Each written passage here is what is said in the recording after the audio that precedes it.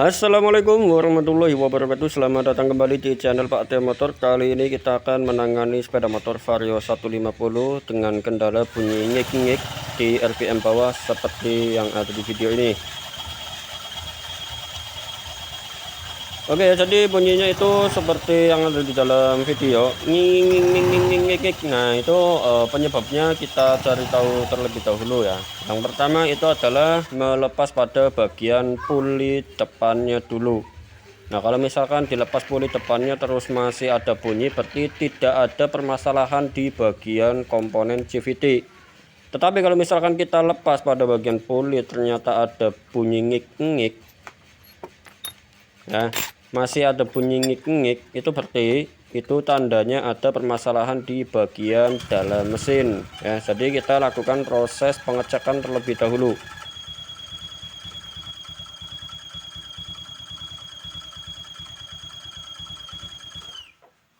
Oke, setelah dilakukan pelepasan pada bagian puli depan ternyata masih ada bunyinya ya, bunyi berisik di bagian mesin ya. Jadi ini kita cari tahu dulu. Nah, sebelum kita melakukan pengecekan ke komponen yang lain, kita lakukan pengecekan di bagian oli mesinnya terlebih dahulu ya, dengan menggunakan ini ya, stik olinya kita lepas dulu dan cek, kita lap dulu ya, kita bersihkan dulu. Nah, baru nanti masukkan ke dalam lubang pengisian olinya. Jika masih ada, itu berarti masih aman, dan ternyata setelah dilakukan pengecekan olinya itu sudah mulai sedikit. Oke, setelah kita lakukan pengecekan oli ternyata sedikit, kita lakukan penggantian langsung ya. Kita ganti saja oli mesinnya sebelum merombak ke bagian komponen yang lain ataupun mengecek di komponen lain. Nah, di sini kita buang dulu oli mesin yang ada di mesin ini, Vario 150. Alangkah baiknya kita lakukan penggantian oli mesinnya ya, karena yang terpenting itu adalah di bagian oli mesin. Setelah dilakukan pengecekan pada bagian oli, ternyata oli mesinnya itu sudah sangat kotor ya, sudah sangat hitam. Ini bisa mengakibatkan mesin cepat rusak ya.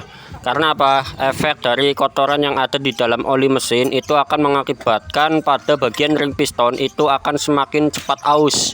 Jadi alangkah baiknya untuk melakukan penggantian oli mesin itu jangan sampai menghitam ya. Lebih baik sedikit hitam tetapi masih ada coklat-coklatnya ya, kalau misalkan kalian melakukan penggantian oli mesin yang baik. Nah, di sini kita lakukan saja pembersihan pada bagian CVT-nya. Kalau misalkan di bagian CVT ternyata aman, kita bersihkan saja ya, karena di sini kan kita sudah melakukan proses pembongkaran ya. Nah, di sini kita isi dulu oli mesin yang baru ya. Setelah ditutup semuanya, antara oli dari buangan oli yang ada di bagian bawah dan di bagian samping sudah dibersihkan. Di sini kita isi oli yang baru. Nah, setelah itu kita lakukan pemasangan dulu di bagian CVT-nya ya. Kita pasangkan lagi seperti semula ya. Tetapi sebelum dilakukan pemasangan, kita cek dulu apakah oli mesin ini itu bisa menghaluskan suara yang tadinya bunyi ngik-ngik itu bisa hilang atau tidak. Nah, di sini untuk awal itu tadi bunyinya itu sudah hilang, tetapi setelah dilakukan pemasangan pada bagian CVT ya, setelah dilakukan pemasangan CVT ternyata masih ada bunyi lagi ya. Ternyata itu permasalahannya bukan dari bagian krek as.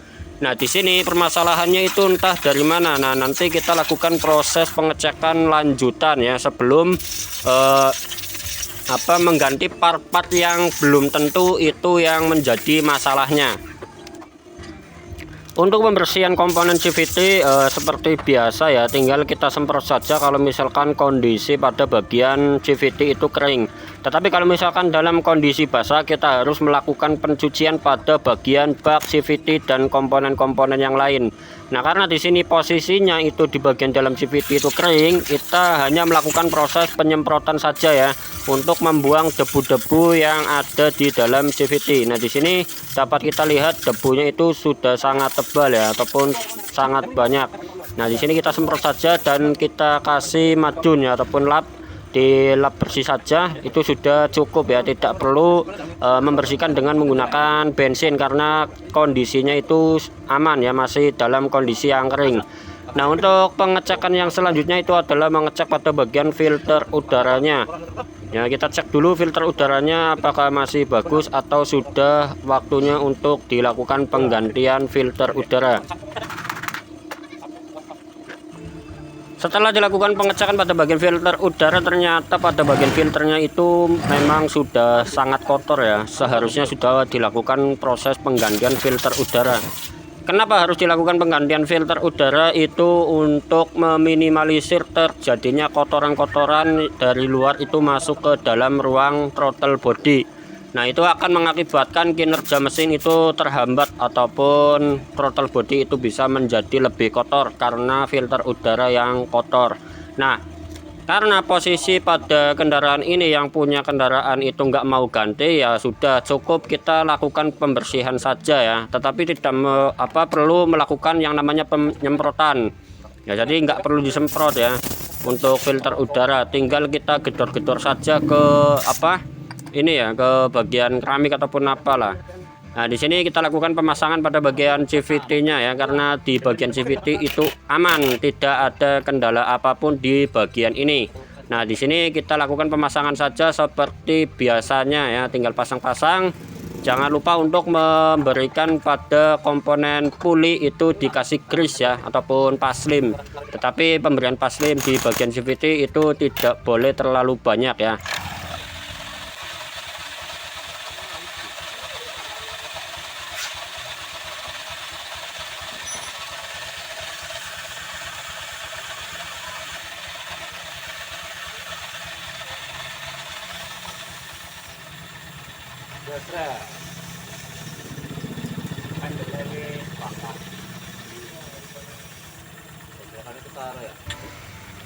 Oke, kenapa saya melakukan pengamplasan pada bagian vibel ini? Diakibatkan karena pada bagian vibel itu berisik ya, makanya kita lakukan pengamplasan di bagian vibel.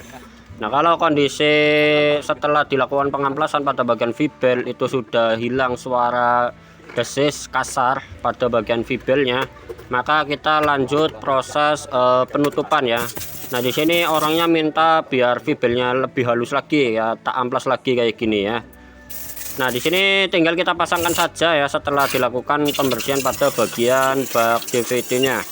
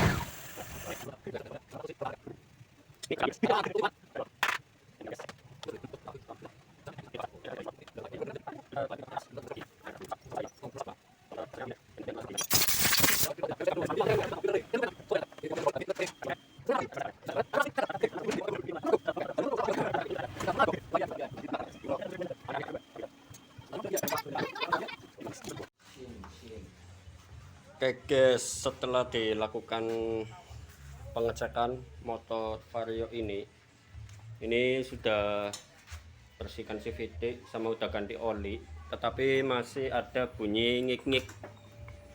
Nah, bunyinya seperti ini. Nah,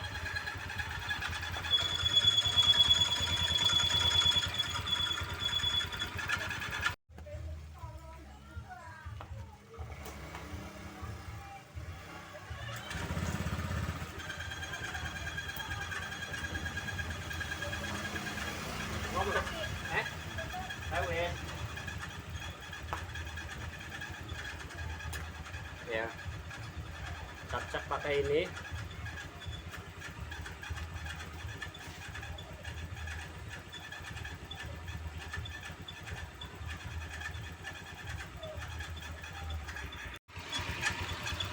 Nah, di sini setelah saya lakukan pengecekan dengan menggunakan alat ini ya, dokteran ya, terdapat suara berisik itu di bagian ini.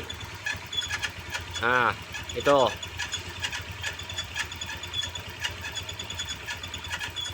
Ya, kalau misalkan kita menggunakan stetoskop seperti ini, ya itu lebih jelas suaranya. Terdapat di bagian water pumpnya ya yang bermasalah. Nah, kemungkinan water pump lahernya itu kering ya, bearingnya itu kering, makanya menimbulkan suara ya. Masih ada suara seperti ini di posisi RPM bawah, tetapi kalau misalkan digas suaranya hilang. Nah, kalau posisi digas jalan hilang, tetapi kalau posisi idle seperti ini itu bunyi ya. Itu ternyata penyebabnya itu dari bagian sana, water pumpnya itu kering ya pada bagian lahar ataupun bearingnya.